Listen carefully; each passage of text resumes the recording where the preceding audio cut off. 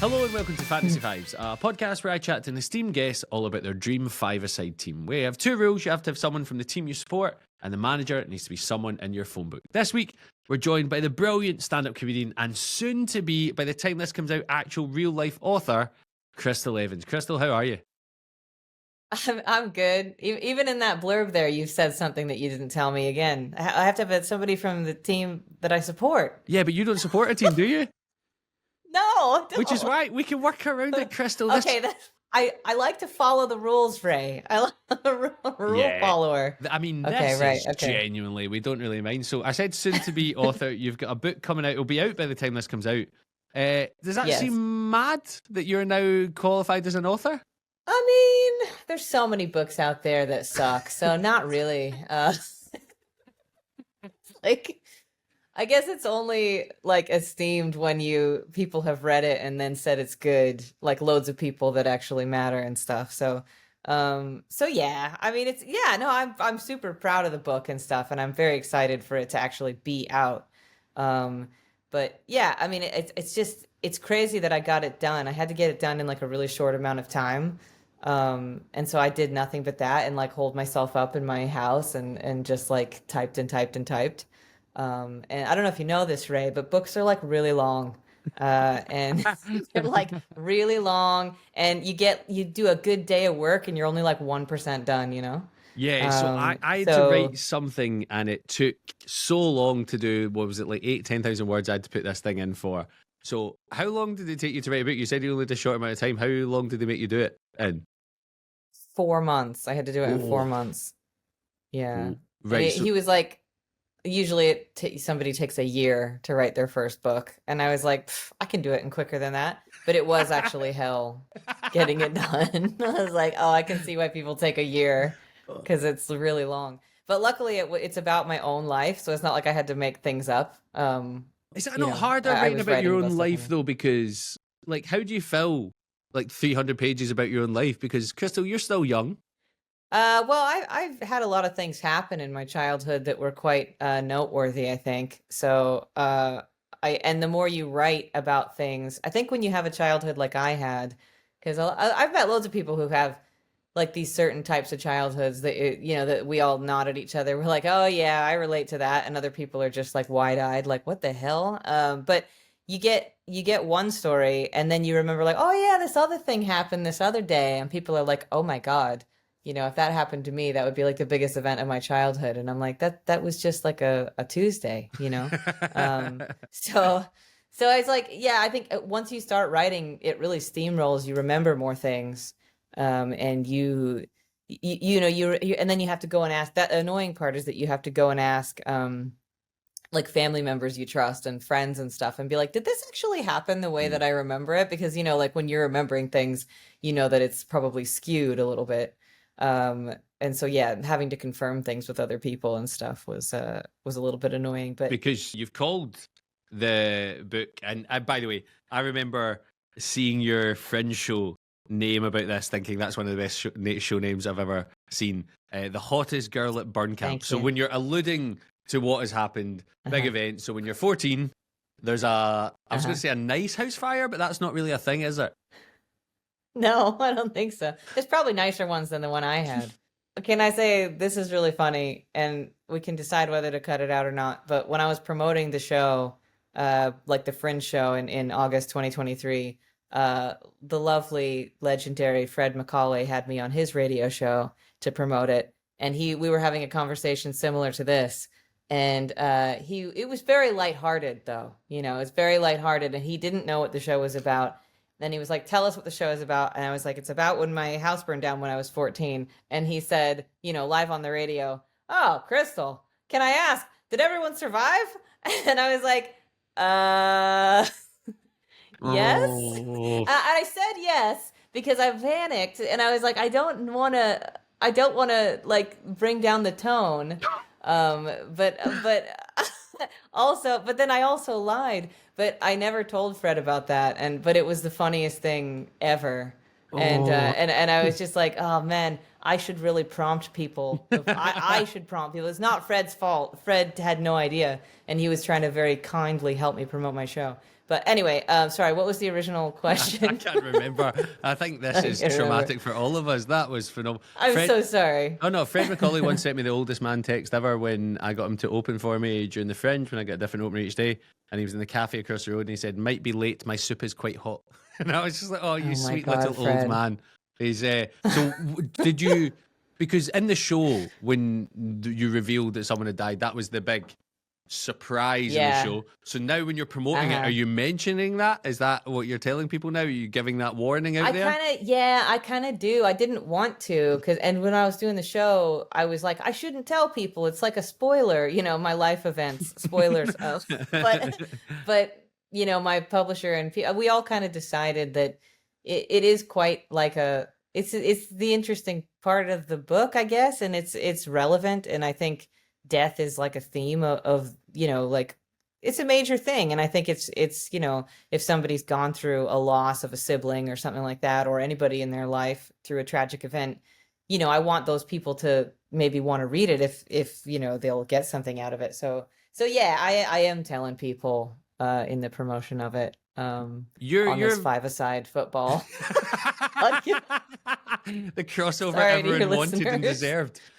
This is something I want to ask you. You are a very, very down-to-earth person. So how do you feel when you're saying out loud about your publisher and your PR? Does that make you die inside a little? Yeah, a little. But also not really, because I think because I'm American, so we're not made to feel shame as much as British people over being slightly successful. So or like getting something good. I did a whip of my show a couple weeks ago, and I mentioned in it something about my agent said, and I thought it was just a funny joke, and my friend was like, that comes off quite braggy, and I was like, oh God, you're right. I need to remember who I'm talking to here. But yeah, no, I mean, it does sound a little wanky. Yeah, sorry I said that. But an agent, cut it out. An agent isn't even. I mean, so many agents in the UK are shite. There's so many bad ones. Exactly. So how is that a thing? And loads of bad comedians have agents. So I don't like the way you looked directly into my soul when you said that, but that's fair enough. Leave that one in, Ray. Yeah. And then in terms of the book comes out, so the book's out by the time this come out, it'll come out last Thursday. Where can people get it? And was it Amazon? Where are people getting it?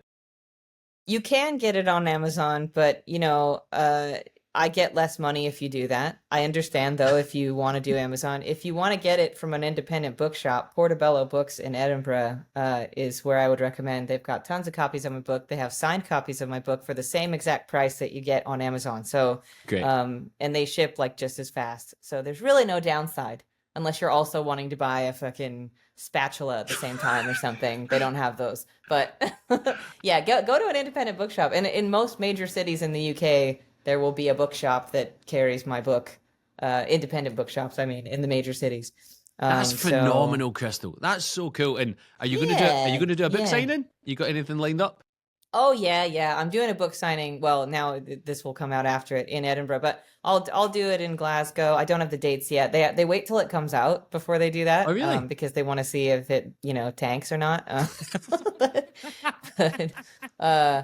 But they'll do the dates after. But they're all in my link tree. Like when you go on Instagram and it's like link tree, and then it's got all the links to the places where I'll be, where I'll be up till now. But in the future, those links will there.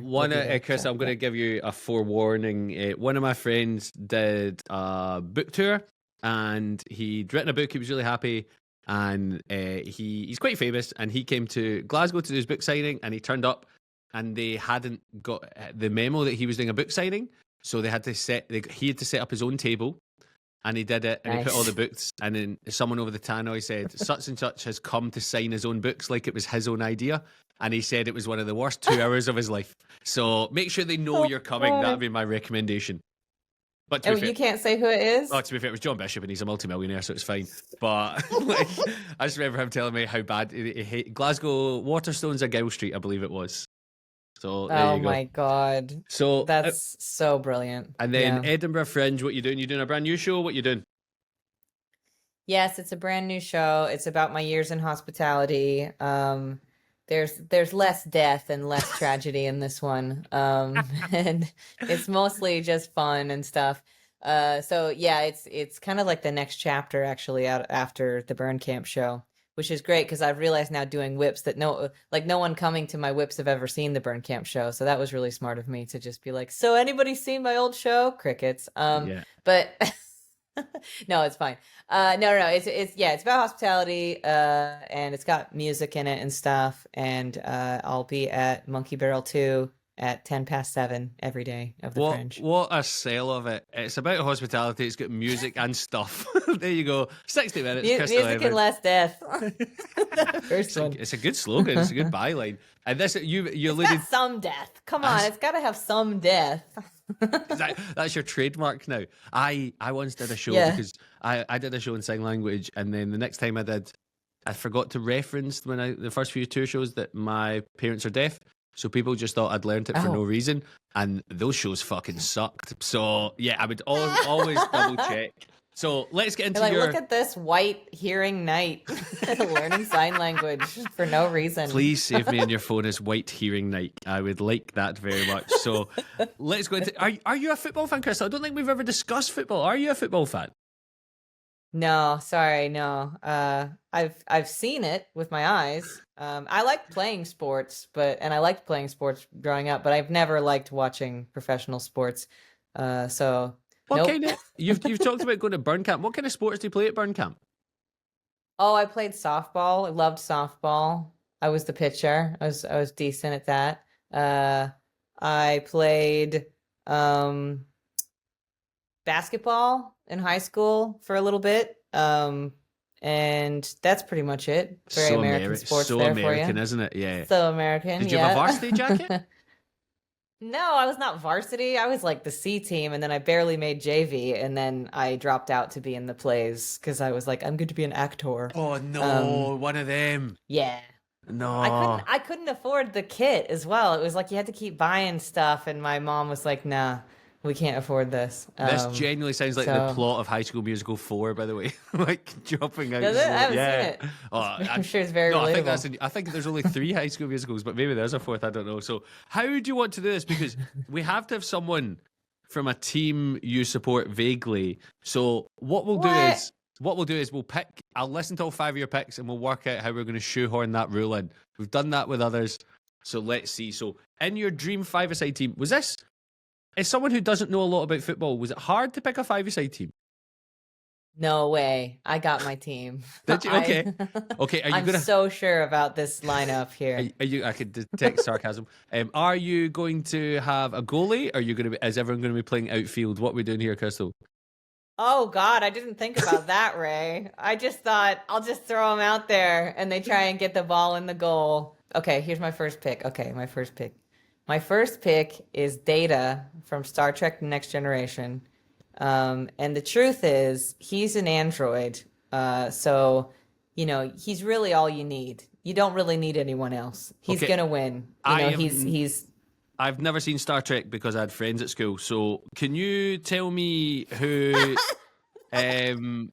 Data is and what they do? And I don't understand this pick. So, tell me a little bit about them and why they'd be good at this. I just have a feeling that there's going to be a lot of your listeners who do know who he is, so they're going to be disappointed in hearing you say that, but I will explain it. Okay. Okay, so Data is an android, and he is, impossibly strong. He's, infinitely fast, and he's also, always absolutely accurate. So he's always going to score. He's always going to be faster than everybody else. He's always going to be stronger than everybody else. And he's so fast, he can be in 2 places at once. He also has a very human curiosity and gaining knowledge. So he's always learning, and he's trying to be more human and understand humanity always. He's a really good person. And I just think that what else do you want out of your footballer? He's somebody who's he doesn't really need to train, doesn't need to eat. doesn't need to piss, and he's always learning new things. I mean, how could you beat this? I've already won the game. It's so. Tell me that. I'm just laughing at the fact that you went from he's a really good person to he doesn't need to piss in one sentence. Like, that's it quickly. It's just that I was looking at your face and you looked really unimpressed, so I felt like I needed to keep going. And you thought the not pissing thing will be the thing that gets me. Like, of everything, that'll be the good thing. Yeah, fair enough. Exactly. Imagine that. Imagine the advantage that gives you on the field. I did notice producer Paul in the corner laughed when you picked Data. Paul, thumbs up or thumbs down? Is that a good pick? A thumbs up. That's a very good pick for Paul. Yes, Paul. Yeah, and I also get the feeling he'll be putting my prices up now. We heard that I called him a loser for watching it, so that'll be a thing. So you've got Data from Star Trek. What was it? Star Trek Voyager? Or... No, Next Generation. All right, both of you said that at the same time there. That. I'm sorry, that was really rude the way I said that. No, it's fine. I get it. I get your judgment. So you've got Data from Star Trek Next Generation. That's your first pick. Krystal Evans, your second pick in this team. Okay, my second pick is Lego Batman. And that's because he is... Great. He's so much better than regular Batman. Okay, I wouldn't know about Lego Batman if I didn't have kids. The thing about Lego Batman is he's got a sense of humor. You know, he values humor over winning. Now you might be like, why would I pick him for a football team? But we've already got Data. I've established that. And, you know, isn't the point of playing sports at the end of the day to have fun? No. So, I don't know. I don't watch sports. But, you know, I just think that he would really bring a lightness to the team that is really lacking in a lot of professional sports. I don't watch professional sports. Whenever I glance at the TV, I never see anyone having a laugh on the field or the pitch. Yeah, valid. And I just think that's needed. So here's a question I didn't think I'd be asking you. Are Data and Lego Batman wearing a strip, or are they wearing their own clothes? What would you like them to do, Krystal?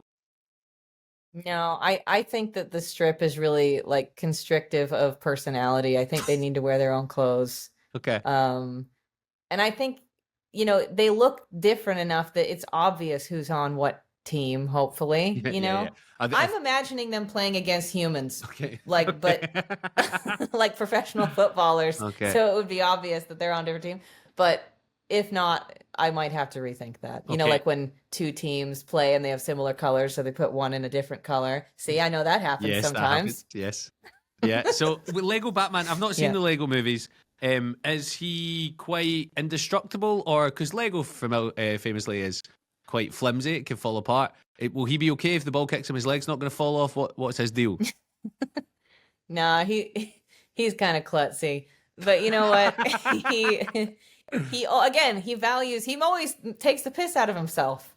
You know, so even if there was like he accidentally let a ball go by or something, he would make you laugh so much that you wouldn't care. But the thing is, Data would be right behind him to save it. So I think, sorry, the humor part of my brain and the wanting to win the game part of my brain are fighting right now. Yeah. This is what you call supporting Partick Thistle. That is what happens all the time. Yeah. So your third choice, you've got Data, you've got Lego Batman. Are we continuing this theme? Who's your third player?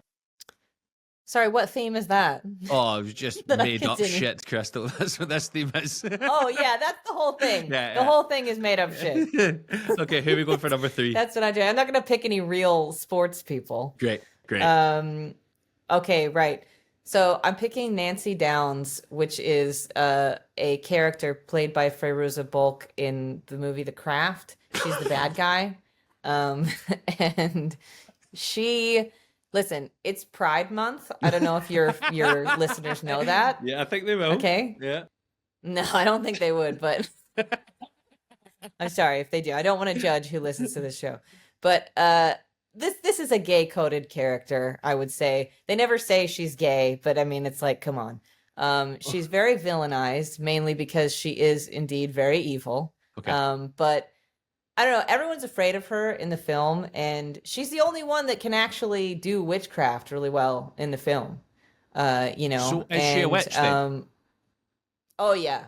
She's a witch. Maybe start with that. And Yeah, she's a. Oh, sorry. I just assume everyone's seen The Craft. I shouldn't assume that. Yeah. So she's a witch. She kills people. Sometimes they deserve it. Sometimes it's for no reason. But I think that would make the other team second guess. Yes, You know, 100%. when Yeah. they're coming up upon Nancy Downs, their So, movements. so you've got Nancy Downs from The Craft. Who plays her?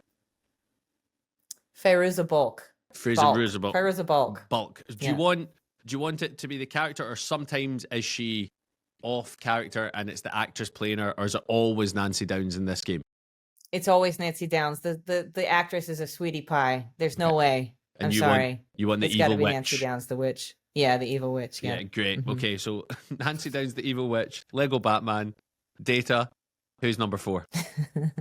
Okay, so the ghosts that resided in the mountains in Lord of the Rings, the Oath Breakers. No, So they're called the Dead Men of Dunharrow. Okay, and basically they broke an oath to some ancient king, and so now they're cursed. okay. And now, they can't escape their mountainous prison. And there's like hundreds of them technically. I know that maybe this is breaking the rules a little bit, but they're bound to each other. So they really come as a package deal, these ghosts. And basically in the film, Return of the King, even though Lord of the Rings is like a fantasy drama, they come in right at the end, like right when you think the good guys are gonna lose, and they save the day, which is very sporty, I feel. There's loads of sports movies where that happens, right? Yeah. Am I right? And so I think, if the team's in trouble, they just swarm the field. There's no position. There's definitely, they don't play a position. The ghosts, the dead men Are of we Dunharrow. limiting a number, or is it unlimited ghosts of whatever? What were they called? Ghosts of what? The dead men of Dunharrow. The dead men of Dunharrow. So how many of the dead men are there? Are we putting a limit on them, or are we just letting them I'm roam thinking free? like 800. There's so many of them. I was genuinely expecting you to say about 12, not 800. Oh God, no! Have you not seen Lord of the Rings, Ray? I don't. Come I on. think I've seen Lord of the Rings 1, maybe. I'm not Okay. a big sci-fi person, hence Data. But I've also not seen The Craft or Lego Batman. So I think we're just different people, Krystal, so far.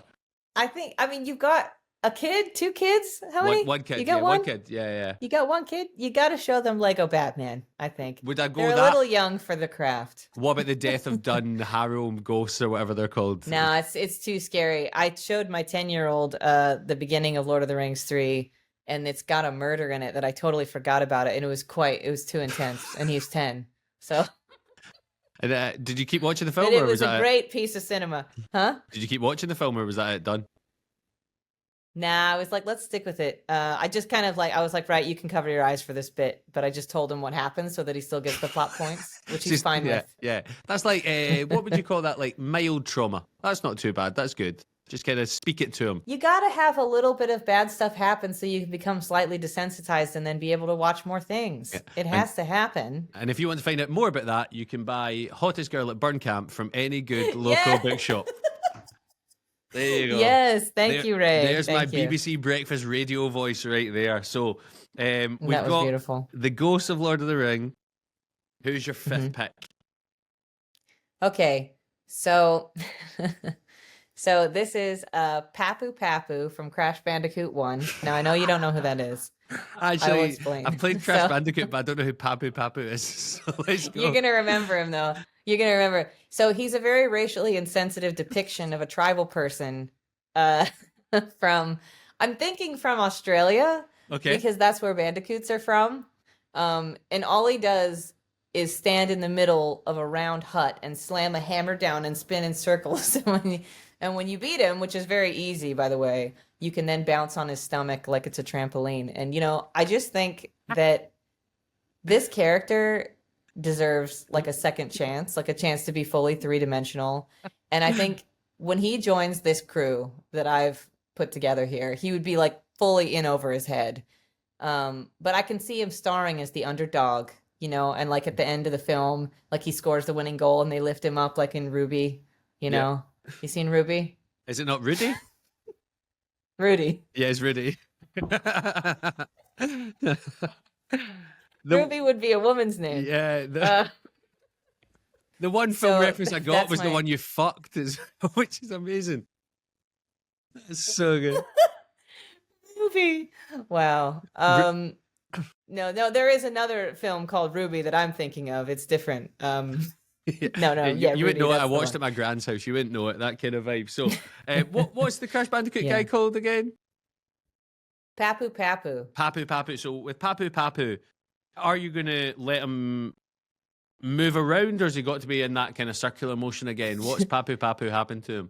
I envision that when he first gets out, when he first gets out there, that's all he can do. He can Okay. spin in circles with his hammer, and everyone gets really pissed off at him, and he has like a breakdown. And I think the emotion is so much that he has to become more human and be able to move around, and then that's when he discovers, the magic of football and how beautiful it can so be. that changes him.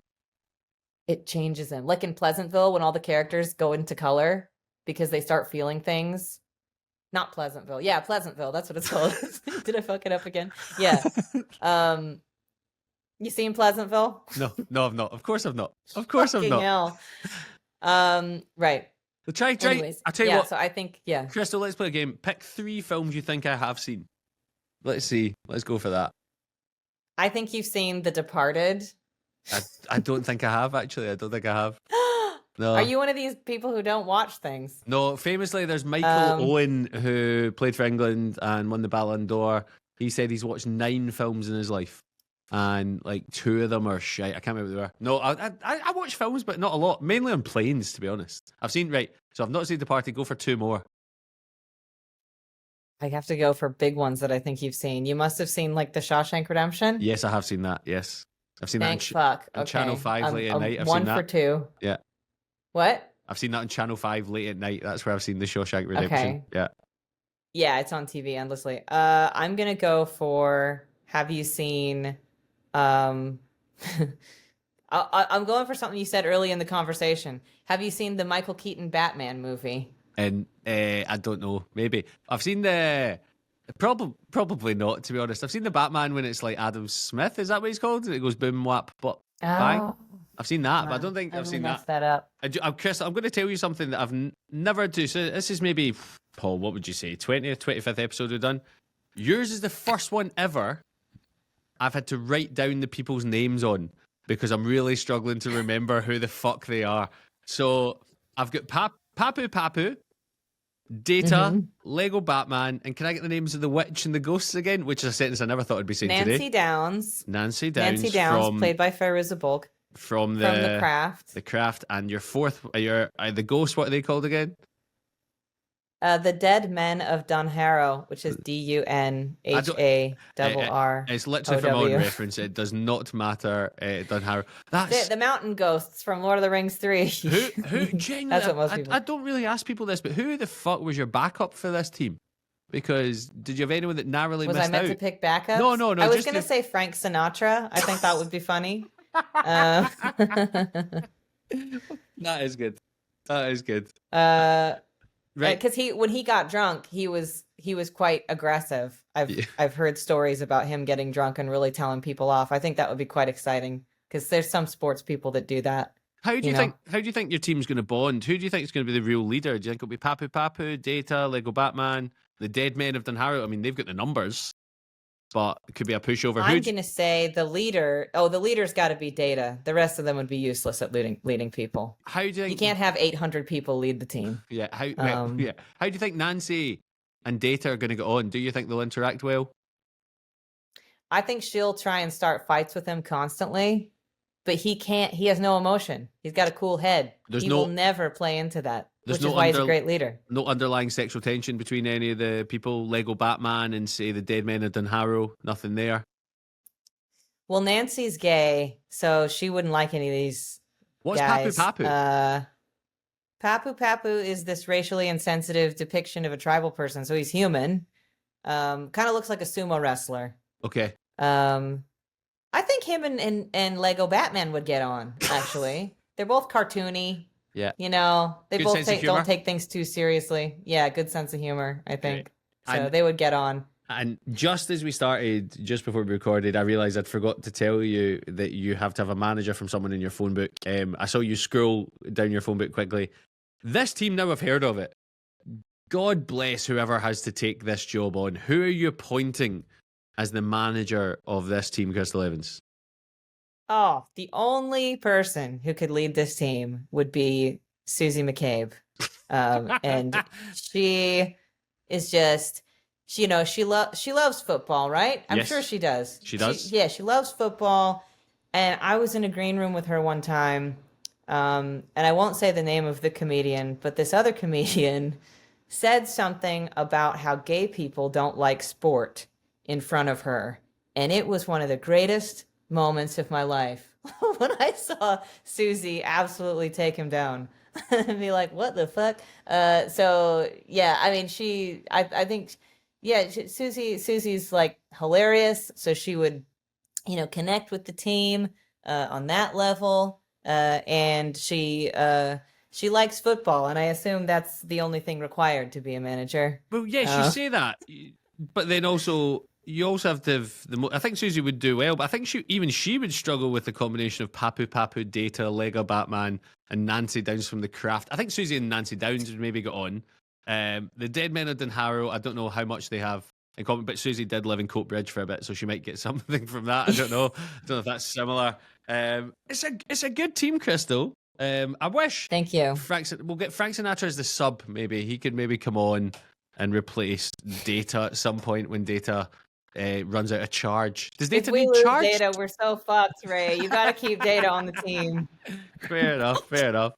And then it's just that's a very, very enjoyable team. I will be googling all these people to get the images later. The good thing is, if you watch this episode on YouTube, Paul has to find pictures of these and makes a wee team.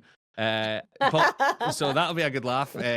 Krystal, just quickly, who would be your attacker in this team? Who do you want to play up front for when Paul makes the team? Who do you want me to be? I'm gonna say Nancy, because everyone's afraid of her. Okay, she's coming at you. And who's your defender? Who's the key? Is it Data the last line of defense, or do you want Lego Batman in there? Papu Papu? No, Lego Batman's got to be. What's the easiest position in football? All of them, to be honest. So there's nothing too key. So what are you going for? You don't want to offend any position, do you? Oh no. Okay, I would say Data is the defender. Yeah, okay, definitely. Good combination. He's so you've not let anything by. You've got the book coming out, so that should be out by now. So you can get it at any local bookstore. Have you only signed ones in Portobello Bookshop, or can you get signed ones elsewhere? So far, yes, but there will be more in the rest of the country very soon. And are you going to do anything at the Edinburgh Festival with the book? What's the plan? Yeah, I'm doing a one-off performance of Burn Camp at Fringe, which is my old show from 2023, what the book is based on. And it's going to be at Monkey Barrel. And I do not have the date yet. I'm so sorry. But as soon as I have it, it will be up on my, website and Linktree and all that stuff. So keep your eyes out. Comedians are sometimes so bad at this. Like, I mean, fair enough, you've not been booked in, but who was it we had on? And I said, go plug your Fringe show. And they were like, it's somewhere at some time. That's exactly what happened. So your brand new show. And then will you be touring Burn Show again? Your Burn Show? Or do you think that's it done? No, I can't do that show anymore. It's I had it filmed, and that's going to come out as well in July. So very soon after this airs. That. The way you said July does not make me believe that at all. Listen, there's a lot of dates I have in my head, and listen, we don't all have a great memory like you. So listen. No, that literally is like it's not been decided yet when it's going to come out. All these people have opinions about when everything should come out. So, but it'll be up on YouTube, and then that'll just be there permanently in the next month or so. So follow Krystal. You can find out all the updates. You can get the brilliant book, Hottest Girl at Burn Camp, coming out by the time this is out. So it'll been out last week. So go grab that wherever you can. Although she is American, she's now an honorary Scot. So support one of her own. You've got the cynicism now, don't you? Anyway, that's very nice. That Thank lovely. You. East coast of Edinburgh, slightly enjoying life, but also a little bit dead behind the eyes, which is what we all want in Scottish comedy. So you can see Krystal at the Edinburgh Festival. You can grab her book. And Krystal, any last plug for the book? How would you describe it in a sentence? Oh God, I mean it's really dark, but it's also it also makes up for that by being funny. A bit like my football team. Have you got a name for your team? Do you want to come up with a name for them? A bit like your team. Let's call them the let's call them the funny cunts of Scotland. I don't know. I'm sorry. You shouldn't have made me come up with that right there. Right there and then. So remember, you can support Krystal by buying her book or just buying a season ticket to watch the funny cunts of Scotland wherever you can go watch football. Krystal Evans, thank you so much for joining us on Fantasy Fives.